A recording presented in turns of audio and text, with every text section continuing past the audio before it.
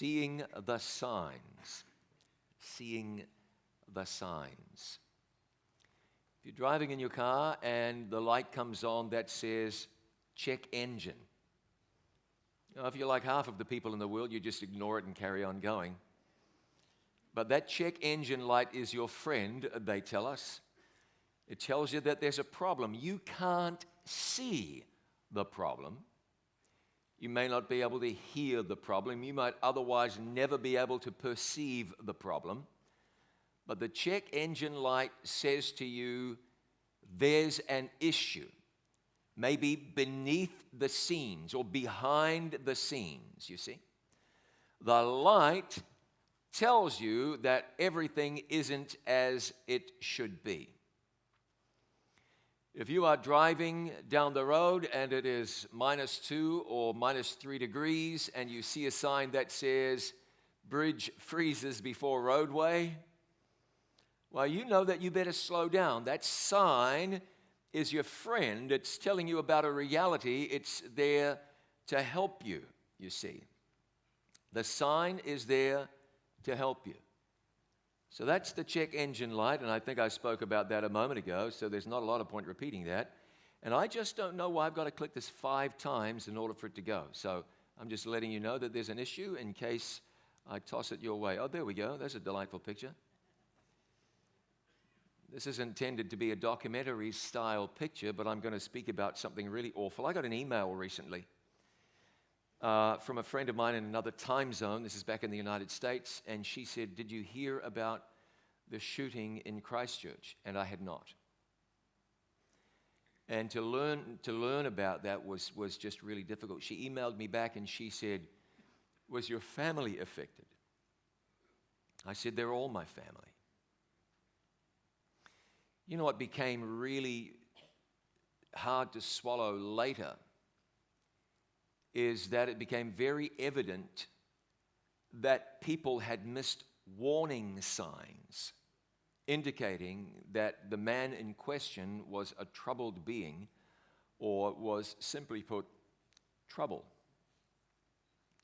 There were warning signs, lots of them, and no one acted on the warning sign, and that was difficult. You go to the doctor, and the doctor tells you that you have an issue. Maybe let's say you have a fever, temperature, high temperature. That temperature is telling you that you're unwell. There's something going on in your body. You may be unaware of that. The temperature says, we're fighting an infection in here. Doctor might look into your eyes and say, I see a problem with that. I have a family member whose baby boy was ill, was showing symptoms. No one knew quite what it was. Took the doctor to the emergency room at the hospital. And while did I say took the doctor? I'm glad you're listening. Took the baby to see a physician at the emergency room in the hospital. And the doctor was doing an examination on this child, maybe a year old, maybe younger, when another doctor walked into the room just to look at what was happening, stopped and said, why is that baby breathing like that? First doctor hadn't seen it. Breathing like what? She said, get that baby down to some other room. Immediately there's a major problem. It was a life-threatening problem. The child would have been dead in 2 or 3 weeks. First doctor missed it. Next doctor saw the sign. It's really important that we see the signs. It's important. Tonight, we're going to consider signs. Signs of which Jesus spoke. Signs that are found, spoken of in the Holy Bible. Important signs. We live in a troubled world, a very troubled world. Weather disasters reportedly, are becoming more intense and more frequent. What is this telling us? What do the signs say? We live in a world that terrorism is just destroying. It was so interesting. Some years ago, was it 10 years, 12 years ago? I don't know. My son and I were walking through an airport, And I said to him, you know, boy, when I was, your age, we never had this kind of security. We didn't have these metal detectors, and we didn't have people checking your clothing and patting you down. He said to me, Dad, do you think we'll ever go back to how it used to be? What do you think? No, our way of life has been irretrievably changed. Terrorism is a fear now. You know, I was standing on the Westminster Bridge with my family. I don't know, was it 3 years ago? 2 years ago, I think it was. Standing on the Westminster Bridge. So you've got Big Ben and Parliament building just right here. And it was about a week later that there was a report in the news that some crazy man in a vehicle had driven into people standing on the side of the Westminster Bridge. Terrorism takes on all kinds of forms today, and the world has been destabilized, and there is no going back, and we don't ever believe that one day it'll all be over and it'll all be harmony and peace and light. No way. It's too late in the history of the earth for that. Terrorism has changed our way of life, indicating that things just certainly are not how they used to be. Now, doesn't it make you wonder? It makes me wonder. People are sicker than ever. In spite of this being the most advanced time scientifically, medically in the history of our planet, we continue to get sick and sicker. The world is polluted. Crime rates are terrible. I wonder if this makes you wonder. I wonder if these signs shouldn't be telling us to consider that there might be something going on behind the scenes, beneath the surface, like that check engine light. You see terrorism, maybe that's suggesting that there's something going on behind the scenes. Yeah, maybe. I think we'll talk about that and expand upon that as we go by tonight. Maybe there's a little more to life than meets the eye. And so tonight, let's consider some of these signs. We'll go to Matthew chapter 24 and verse 3, and Jesus introduces us to the subject. Now, as he sat on the Mount of Olives, the disciples came to him privately saying, "Tell us, when will these things be?" Jesus had just said to them something remarkable. They'd said, "Look at the buildings of the temple, how wonderful they are." The temple back then was indescribably beautiful, and where they were where Jesus was now on the Mount of Olives, he had a perfect, a clear and unobstructed view of the temple and the temple buildings, and they were magnificent. And they said to him, "Tell us, when will these things be? You have just said things are going to change in a major way. You have just said the temple will be destroyed. That's just unthinkable. So tell us when these things will be. And what will be the sign of your coming and of the end of the age?" They asked Jesus for a sign. What will be the sign of your coming? What will be the sign of the end of the age? Jesus would speak to them about this now. He started to tell them what it would be like in the world shortly before he returned. And this is a really important question. They said, "What's it going to be like?" And Jesus spoke to them about what the world would be like prior to his return, immediately prior to his return. And he would share with them signs. Now, as we go through this, I want you to keep one thing in mind. We're not talking dates and times now. It's okay to say soon. It's okay to say near, but no one's going to rush out of here and ring a date on a calendar. It is clear, Jesus himself said, no one knows the day or the hour. And I've heard people say, no one knows the day or the hour. However, no one knows the day or the hour. But if you look at it that way, no one knows the day or the hour, and that's all there is to it, and we will leave it there. So we're not going to try and damage the plain statements of the Holy Bible. That just wouldn't be right. And so Jesus himself said, "But of that day and hour no one knows, no, not even the angels of heaven, but my Father only." So that's clear. And so now he said to his disciples, "You will hear of wars and of rumors of wars." Now, if we go back, there were 24 million people died during World War I. 60 million people died during World War II. And then there was Korea, and then there was Vietnam, and then there was the Gulf War, and then the Gulf War dragged on, and there's really still war over there, and there are wars burning and bubbling away in numerous places around the world while we sit here in safety tonight. Jesus spoke to Jesus spoke to the disciples, and he was talking to them about a sign of his coming, a sign of the end of the world. And he spoke about unrest, yea, verily, wars. He said, you will hear of wars and rumors of war, and now we live in a war-torn time. We live in a war-torn world. Now, if you're in Australia, you're about a gazillion miles, or at least it feels like you're a gazillion miles away from war. It feels comfortable because this is a blessed place, and we experience peace in this place. But other places, other parts of the world, no, not so much. You know, I was just in Bosnia and Herzegovina. That's one country, not two. Just, I think it was last year. There's Syria as well. Are we seeing a pattern here? Yeah. Could you rethink that, please? If you could rethink that. I was in Bosnia and Herzegovina just recently, and you can still see the damage in the buildings. Not all of the buildings.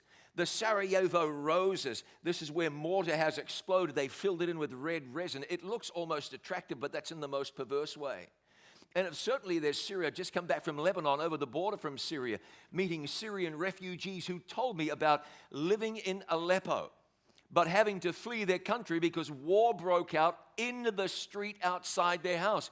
We had a sniper in our street, the children were telling me. I met a 9-year-old girl. This family had just been accepted as refugees to sooner or later go and relocate in New Zealand.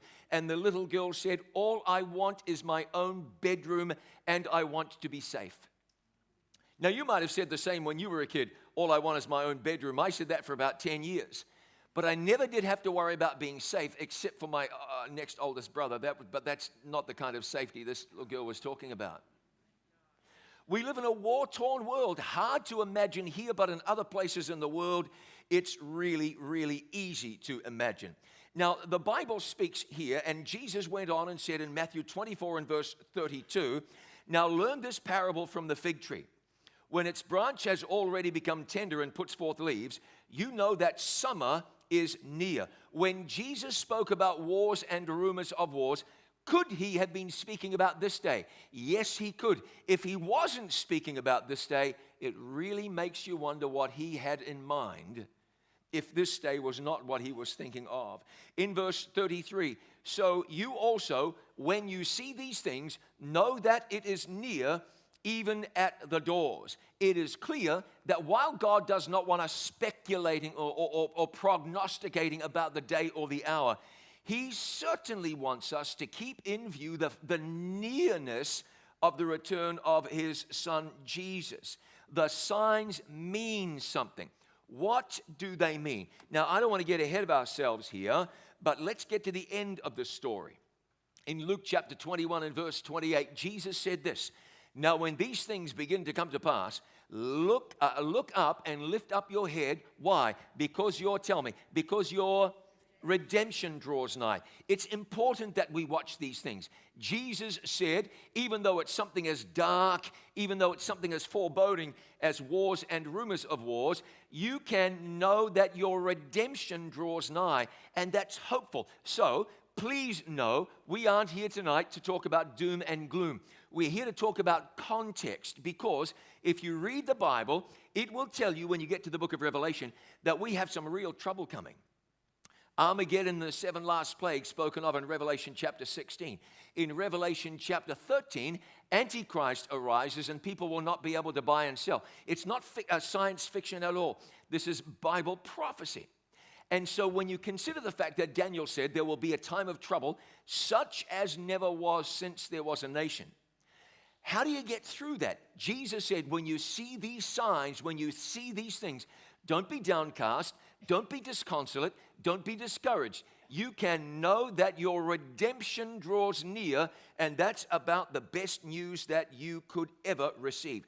Now, just a few years ago, the BBC, the news service in Great Britain, ran an article on their website. They entitled this thing, What Caused the Dark Day? This is something that's nigh been forgotten. Well nigh been forgotten. And perhaps because it was a phenomenon that took place in the United States, and so if you're outside the United States, it's easy to dismiss this or write it off. But on May the 19th in 1780, something interesting happened. And from that day to this, there have been people trying to figure out what it was that caused the dark day. But there's a reason they've not been able to. Here's what the BBC said. Look at this. 3 centuries ago, in parts of North America, a strange event turned morning to night. It remains wreathed in mystery. So what caused the dark day? Halfway through the morning, the sky turns yellow. Animals run for cover, and darkness descends, causing people to light candles and start to pray. By lunchtime, night has fallen. Is it the end of the world? I'm having a hard time with this. I'm just going to tell you guys back there, this is this slide advancer. I'm not sure if it's me or if it's it or what, but I'm just appealing to you there to keep this in mind. Well, it wasn't the end of the world, although people wondered if it might have been. But in what was a very young country, people were led to search their Bibles after the strange occurrence. What caused it? What caused the dark day? No, it wasn't a thick cloud. It wasn't a volcano. It wasn't anything. Are we switching out? It wasn't anything from a forest fire. Thank you. That was gracious of you. It wasn't anything that somebody could attribute to a natural phenomenon. No forest fire was big enough to do that. What happened? Well, let's look in Matthew 24 and verse 29. Immediately after the tribulation of those days shall the sun be darkened, and the moon shall not give its light. The stars will fall from heaven, and the powers of the heavens shall be shaken. Now, it's interesting. It's tragic. There was a tremendous persecution during the Middle Ages, a time of tribulation. And right about that time, the persecution or tribulation time ended, this dark day occurred. It was a sign, clearly not that Jesus was coming back tomorrow, but a sign that in the big picture, God was beginning to wrap things up. It was a sign for people to take God seriously, to consider being ready, not to live distant from God, not to leave the Bible out of the equation. You had the dark day, and you had this fascinating thing. Listen, another sign. It was November of 1833.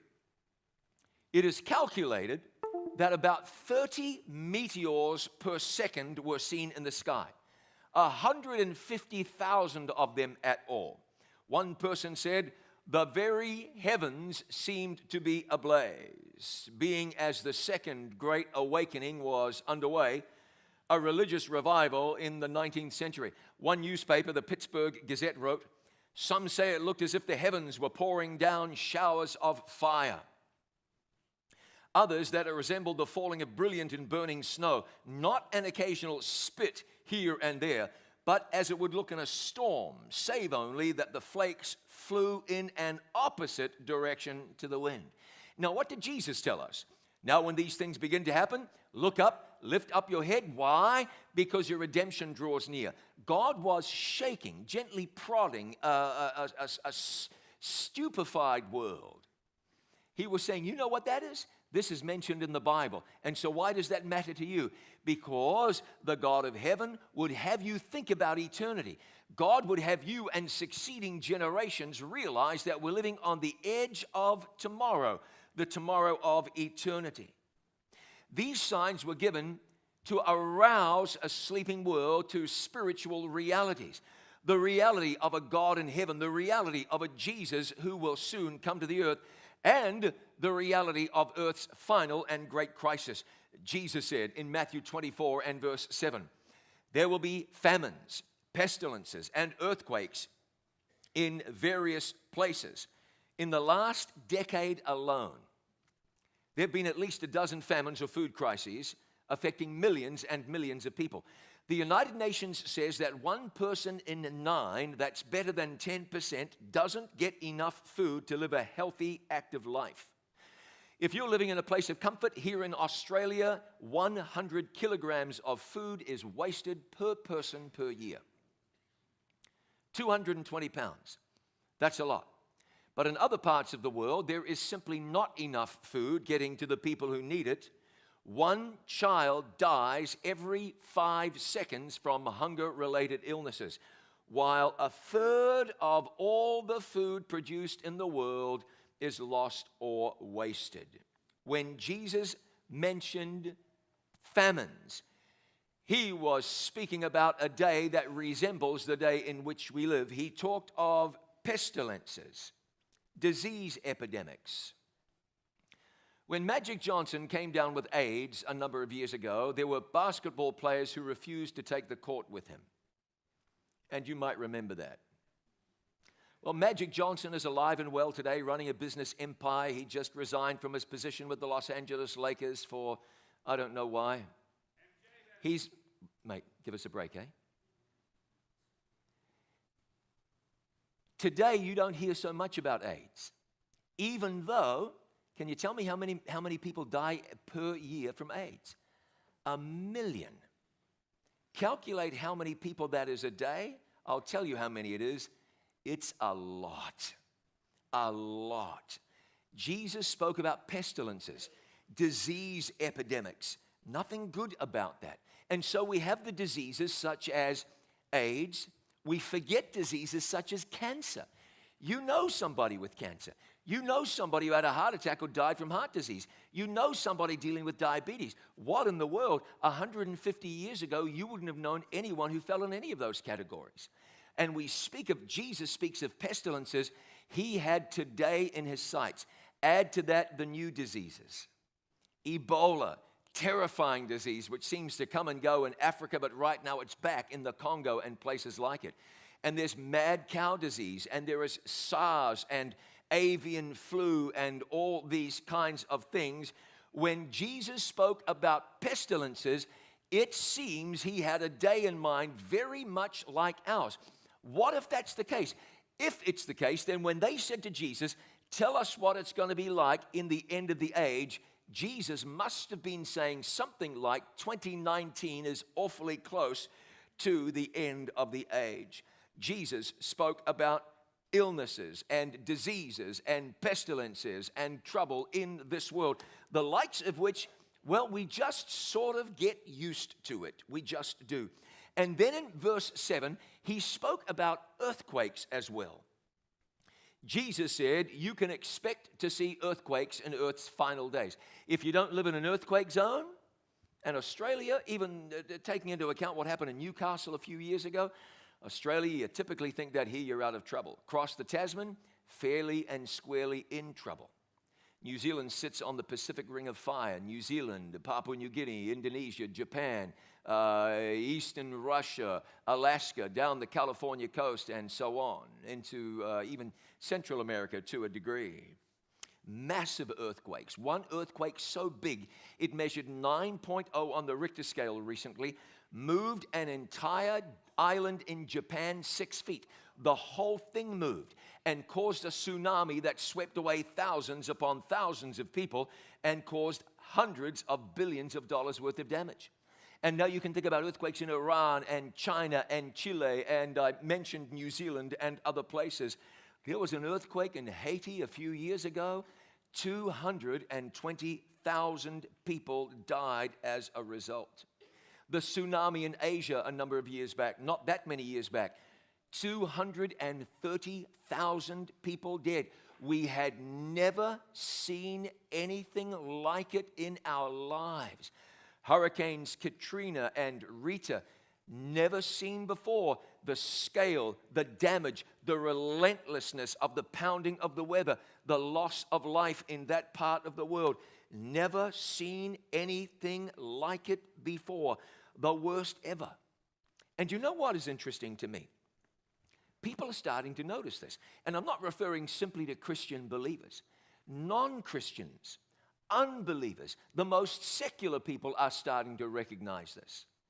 According to a report in Britain's Guardian newspaper a year or two ago, many of the world's uber rich, the filthy rich, not rich like the guy on your street or rich like you, rich like Bill Gates and other people like him. Not Bill Gates particularly, but this is what the Guardian was saying. Many of the richest people in the world are eyeing New Zealand and buying up property because they believe the world is going to cease to function as they know it. And when that happens, they reckon they can get to New Zealand where it's safe, where it's civilized, to a degree, where it's civilized, where pollution isn't an issue. Interesting, isn't it? These are not people who've been reading the Bible, studying the Bible, and are making some kind of spiritual preparation for the end of time. No, these are secular people with massive fortunes, and they are saying, we are looking at the world, and it's trending downwards. It's going bad. It's not getting better, to the extent that I might need to act. And should I need to act, I'm going to go to this place that I consider to be a safe place, that I consider to be a bit of a haven. I'm not recommending what they are saying. I'm not telling you they are right or wrong, or that what they're doing is smart or otherwise. But secular people who don't read the Bible recognize it is no longer business as usual for planet Earth. There is change coming. Now, are there more signs? Yes, there are. Matthew 24 and verse 37, Jesus said, "But as the days of Noah were, so also will the coming of the Son of Man be." Now, that's clear. It will be in the end of time much like it was in the days of Noah. What was it like? Genesis 6 tells us, "Then the Lord saw that the wickedness of man was great in the earth, and that every intent of the thoughts of his heart was only," tell me what? "Evil continually." Jesus said, as it was in the days of Noah, that's what it's going to be like down here in the close of time. What else?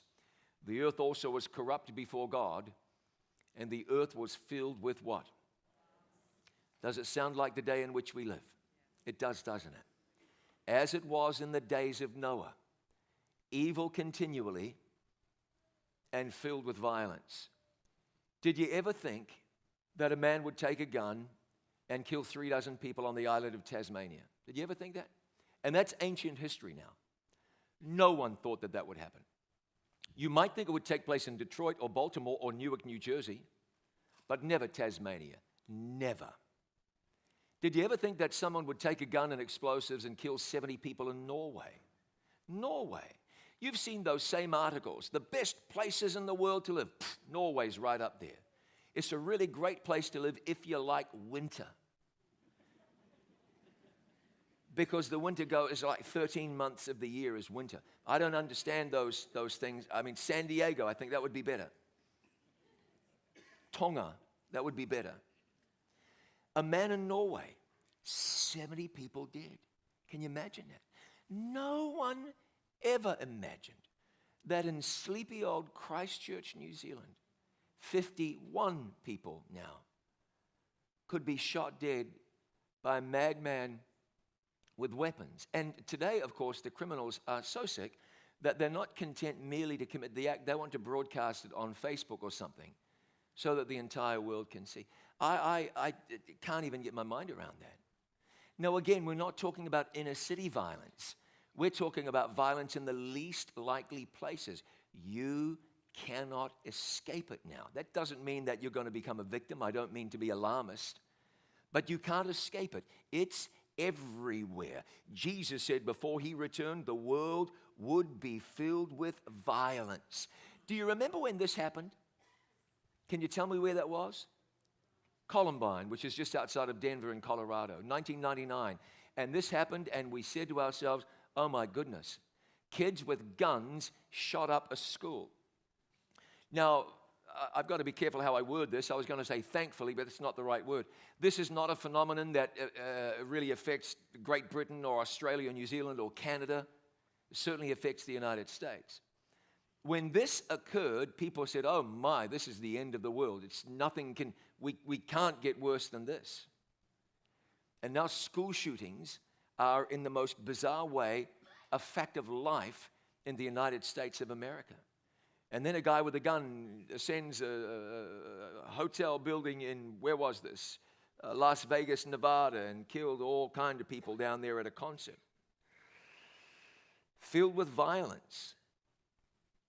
I think we're there. The scourge of terrorism. I think we're there. There's not a person in the world who believes that 9/11 could not happen again. Every time you catch a plane, you're reminded that life has changed, really changed. We had better hope that Jesus was talking about our day, because if he wasn't, it means things must be bound to get even worse than they are now, and that's unthinkable. Now, you might say, now, John, hold on a minute. We've always had earthquakes. There was an earthquake when Jesus died. That's 2,000 years ago. We've always had famines. Have you never read the Old Testament? There were famines aplenty. There have been murderers. I mean, the first two people who ever lived, they brought a son into the world, and he was a murderer. Lamech, 7 generations down, a murderer and an adulterer. We've always had problems, and I would say, you're right. There have been famines, and there have been violence, and there's been pestilences, except this is not simply what Jesus was saying. When he referred to these things in Matthew 24, he said, all these are the beginning of what? The word is sorrows, but if you look at what that word really means, that's the English translation of a word that was originally written in Greek, and that word means birth pains. Now, we have an expert in birth pains in my family, and it's not me, it's my wife. Wonderful human being, brought 2 children into the world, our son and our daughter. But I learned a little bit about birth pains from having lived through the experience with my wife. And so here's what happened. She was great with child. I mean, ready to go any moment. And we went to bed. It was very late one night. And I laid down to sleep, and it wasn't quite so easy for my wife. And after about half an hour, she grabbed my arm, and she said, I think this is it. And I did what any husband would do, and I said to her, hey, get some sleep, honey. You're going to need sleep. It's 1:30 in the morning. Surely the best thing that you could do would be to get sleep. She, didn't see it my way for some strange reason. And then the contraction started, the birth pains. Now, I think I can probably only say this like a man. So I'll say this and hope that you hear me in the spirit in which I mean to be heard. When the birth pains begin, they're not nearly as difficult as they're going to get. I think I can say it that way. They, as time passes, become more intense and more frequent. They happen more often, they get closer together, and they get more difficult to deal with. To begin with, they're bad enough. But you get close to the arrival of the baby, and they are happening with increased frequency and with increased intensity. So Jesus, speaking about these signs, said, these are the beginnings of sorrows. They're like birth pains. The fact that there is an earthquake, no, that's neither here nor there. The fact that there's a flood or a drought, no, that's not the point. But when you have 3 500-year droughts in 3 years, now you've got to start asking yourself a question. One school shooting is an absolute tragedy, but when they're happening every few months, you say to yourself, what in the world? A terrorist attack, that's one thing. We thought it was terrible when airliners were being hijacked in the 70s. But compared to what we've seen in the last 20 years, that's kind of amateur hour. Jesus said, these are the beginning of sorrows, and that is significant. Oh, I wonder what I did. I did that. These are the beginning of sorrows. How should we feel about this? We've seen this verse already. We look at it again. When these things begin to happen, look up and lift up your heads, because your redemption draws nigh. If what we are seeing are actually the signs of the times, if what we are seeing are actually the signs of Christ's coming, then it tells us we are near to the end of time, and rather than being doom merchants, we ought to be able to believe that we live in a time of great hope, a serious time. You might even say on some level a solemn time, but a hopeful time. Now, I don't mean to say you see some tragedy in the world and you say, yay. I don't mean that. But when these things begin to come to pass, you know that your redemption draws near. The return of Jesus is nearer and nearer yet. And so we don't live like those who have no hope. Even when things are troubled and difficult in the world, you have hope, because Christ has said, these are signs that he is soon to return. There are other signs mentioned in the Bible. Daniel chapter 12, verse 4. You, Daniel, shut up the words and seal the book until the time of the end. Many shall run to and fro, and knowledge shall increase. Have we seen an increase in knowledge in recent times? Oh man, have we. You know, I think about my parents' generation. My parents were dinosaurs. They just were.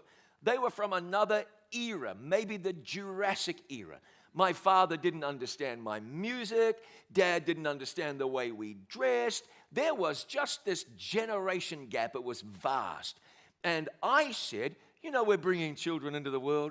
And what's so much fun is that there won't be this great difference between us and them like there was between us and our parents. Well, the internet happened. Funny thing, we were in a city where my wife and I used to go years ago, and we were talking about restaurants in the area, just a random conversation.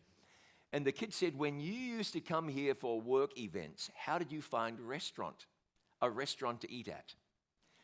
And we said, well, we'd come down from our room, we'd come to the reception area at the hotel, and we'd say, have you got any recommendations? And they'd give us a list. And we'd look at the list, and if there's nothing we liked, we'd look in the yellow pages. By the time we got to the words yellow pages, my children are looking at each other like their parents are dinosaurs. They said, why didn't you just Google restaurants in our area? Why didn't you ask Siri? We're having to explain to our children that Google and Siri are actually relatively recent developments.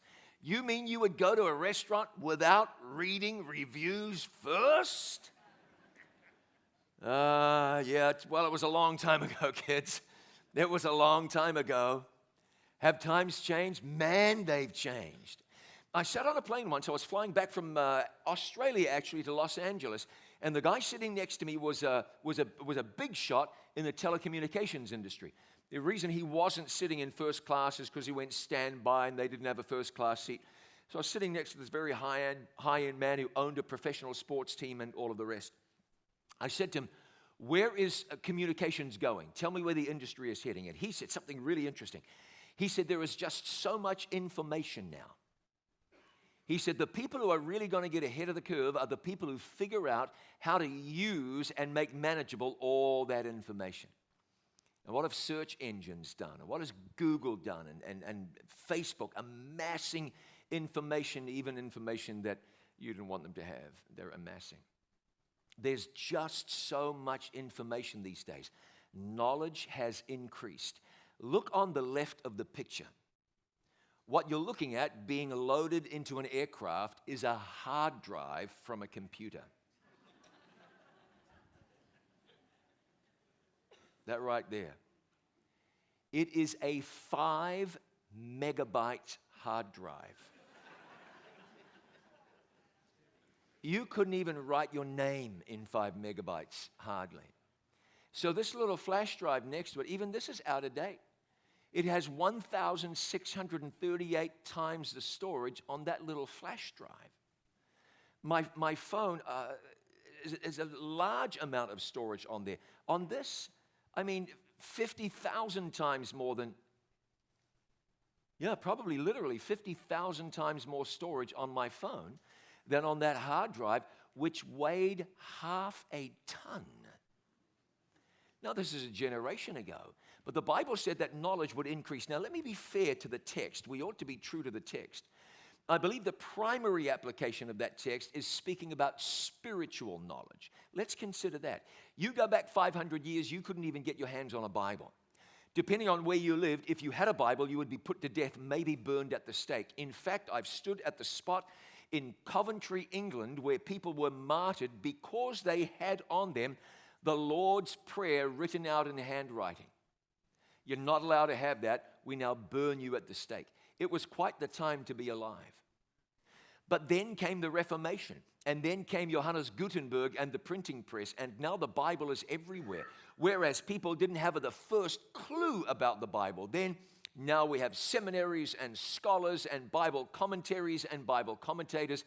Spiritual knowledge has absolutely increased. There's no doubt about it. But secular knowledge has too. Do you remember the olden days? If you really want to mess with the mind of a young kid, tell that kid that there was a time, if you remember it even better, when in order to see what was on the other channel, the other channel, you had to get up out of your seat, walk across the room, and physically turn the knob to see what was on the other channel. Now, the kid is going to say, what do you mean, a knob? On a TV. TVs had knobs. It was black and white. What? Knowledge has increased. It absolutely has. Today we have self-driving cars. Well, they claim we're going to have them soon. And the internet and space stations and special effects and you name it.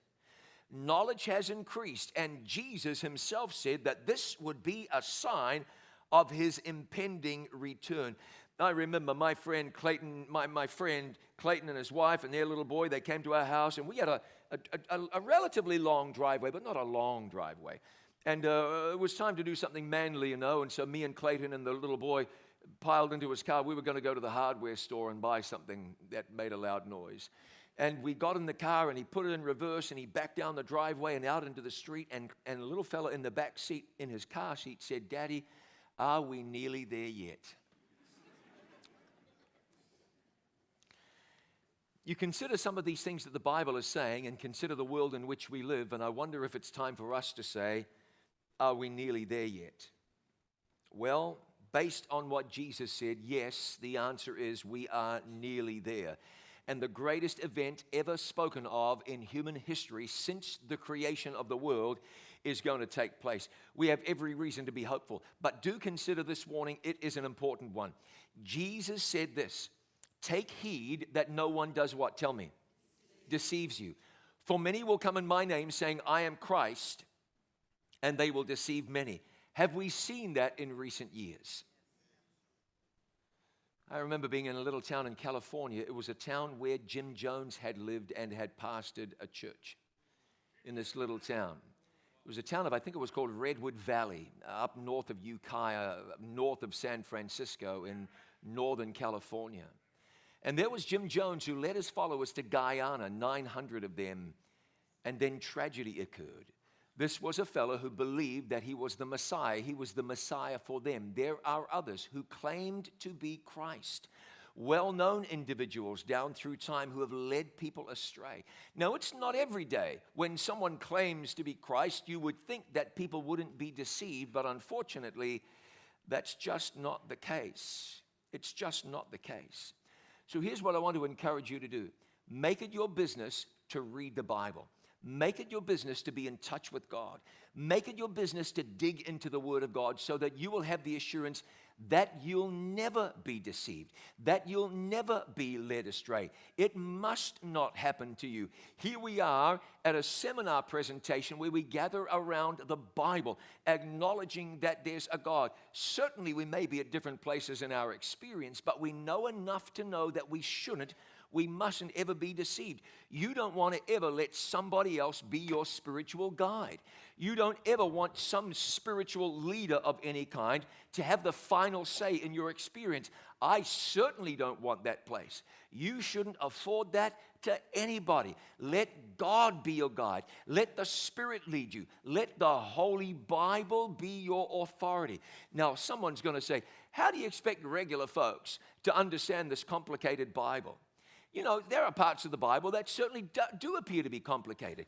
Ezekiel wrote some things that'll leave you scratching your head. Zechariah did the same. Jesus spoke some challenging sayings. There's nothing hard to understand about love your neighbor as yourself. There's nothing difficult about love God with your whole heart. There's nothing difficult about love your enemies, at least understanding that. Nothing hard about, if you love me, then you'll keep my commandments. If you just hung on to the easy things, that is the easy to understand things, you would have well and truly enough to get you from this world into the world to come. Can you say amen to that? You don't need to lose any sleep about the really hard, really challenging things. Study them. You may learn some of them. You might never get to the bottom of some others. But there's enough that's readily accessible and readily understandable that you can easily digest. That would be enough to lead anybody out of this world into the world to come. The Bible speaks about a God who is love. The Bible speaks about Jesus, the Savior of the world, who died so that we might live. The Bible speaks about a God who's willing to give you a new heart and a new mind. It was Paul who said that if anyone yields his or her life to Jesus, that person becomes a new creature. The Jesus who changed water to wine is able to change your heart after the similitude of his heart. It was Jesus who opened the eyes of the blind. It was Jesus who healed the sick. The same Jesus can guide you to walk in a new and a fulfilling life. Jesus said that he was the way, the truth, and the life. And even if you're feeling hopeless tonight, if you're feeling lost tonight, if you feel as though you don't have direction tonight, God can provide that for you. If you look at the Bible and you say, too much for me, oh no, God can guide you in that. If you say, how can I understand that? You know that God can guide you in that. It is important. The signs all tell us that Jesus is coming back soon. How soon, John? Soon. How soon? Can you do better? I can do better. Very soon. Would you like to put a date on it? No. No. You know, the interesting thing is if you believe Jesus is coming back soon and you are wrong, no harm done. No harm done. If knowing that Jesus or believing that Jesus is coming back soon spurs you to be ready for eternity, then it's had a good effect on your life, not a bad effect at all. But we do believe Jesus is coming back, and we believe he's coming back soon because the signs tell us. They tell us that we are living in earth's last days, which means that we ought to be preparing for the fulfillment of the prophecies in the book of Revelation. Now, we've come a long way. We've come a long way in this world. When I was in high school, and I never thought that this would date me, but I suppose it is dating me. When I was in high school, we had a mate in school. He left a little bit early, and he got a job with the post office. His job was delivering telegrams. Now, that sounds like I'm talking about something from 100 years ago, but it's really not that long. It was shortly after that the post office phased out telegrams, and he had to move on to something else. But remember that age? Telegrams were sent. Curious, isn't it? People began to rely on them less and less. Do you remember when you had people who walked around with pages on their belt? Someone told me recently that there are still some people who use them. That mystifies me, but maybe it's important in some certain circumstances. We're living in such an age that people used to have Blackberries, and now they're obsolete. We're talking about something 5 or 6 years ago that's now obsolete. So we've gone from telegrams, I guess, to telephones, and then to pages, and then to cell phones, and to texting and Instagram and Snapchat and whatever else. There are so many ways to send and receive messages these days. So many ways. But one thing I want to encourage you to do is this, whether it's social media, whether it's cell phone, remember that God has sent a message to you from beyond the stars. The God of heaven has spoken to us from his word. He's given us the Holy Bible, and he has said, there's plenty in here. Study this. Know this. If there's any message that you ought to get today, it's the one that says Jesus is coming back soon. So look up and lift up your head. Your redemption draws nigh. The signs are telling us he's on his way, shortly to be on his way. So this would mean if you talk about the mark of the beast or the image to the beast or Armageddon or the other apocalyptic prophecies, it must mean that they are going to be fulfilled sooner. We are on this earth at an important time in earth's history. It's a time for faith and trust. It's a time for the Bible to be front and center. It's a time to be living by every word that proceeds from the mouth of God. You've heard of this ship. It was well over 100 years ago now that the Titanic set sail from Southampton, England to New York City, New York.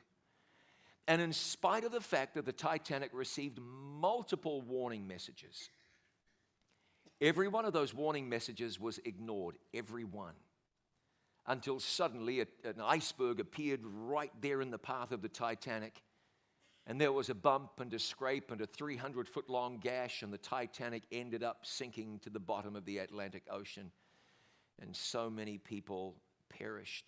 In more recent times, something similar. A cruise ship was operating in the waters off an island just off the northwest Italian coast or the west Italian coast. So here's what happened. It was dinner time, and the people were being seated, and there was a jolt. Passengers said, "What was that?" The crew said, "Oh, nothing, don't worry about it. An electrical fault, that's all." What had happened is the ship had hit rocks, but they didn't tell the crew. Wait, let me say that again. The ship had hit rocks, but they didn't tell the passengers. They had not yet conducted the mandatory evacuation drill, so no one knew what to do. It was pandemonium when they realized the ship was sinking, listing, about to roll over on its side. Folks didn't know what to do. It was a mad dash. Numerous people died. The experts say many of them would not have died if the Costa Concordia had followed some basic protocols. And if the captain and crew had not tried to assure the passengers that everything was okay when everything was not. Can you imagine? Ladies and gentlemen, nothing to be alarmed about. Don't worry about a thing. All the while, the ship is taking on water and sinking. Jesus speaks to us tonight, and he's not asking us to panic, and he's not asking us to make a mad dash. He is asking us to recognize that the ship is taking on water, that slowly but surely planet Earth is sinking. Thankfully, there's a way of escape. Thankfully, there's a way out. There's a life raft. That life raft is Jesus. There is a way from this world to the world to come. That way is Jesus. He called himself the way, the truth, and the life. Everywhere you turn, you see signs indicating that time is running out. The final sands are passing through the hourglass of time. Don't be doom and gloom. Don't be glum. Don't be bitter. Don't be scared. Be hopeful. Jesus shared the signs with us. We see them in the world tonight. The good news is Jesus is coming back soon. Can you say amen?